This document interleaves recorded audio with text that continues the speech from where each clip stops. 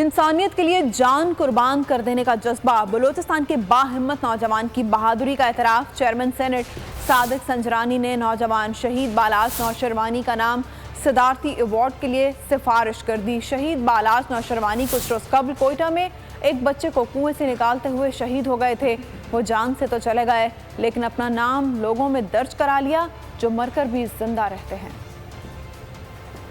इंसानियत के लिए जान कुर्बान कर देने का जज्बा, बलूचिस्तान के बाहिम्मत नौजवान की बहादुरी का एतराफ़। चेयरमैन सेनेट सादिक संजरानी ने नौजवान शहीद बालाज नौशरवानी का नाम सदारती अवार्ड के लिए सिफारिश कर दी। शहीद बालाज नौशरवानी कुछ रोज़ कबल कोयटा में एक बच्चे को कुएं से निकालते हुए शहीद हो गए थे। वो जान से तो चले गए, लेकिन अपना नाम लोगों में दर्ज करा लिया जो मरकर भी जिंदा रहते हैं।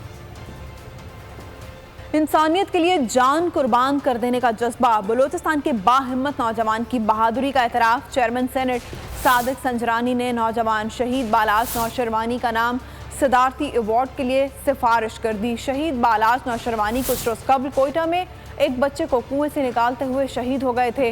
वो जान से तो चले गए, लेकिन अपना नाम लोगों में दर्ज करा लिया जो मरकर भी जिंदा रहते हैं।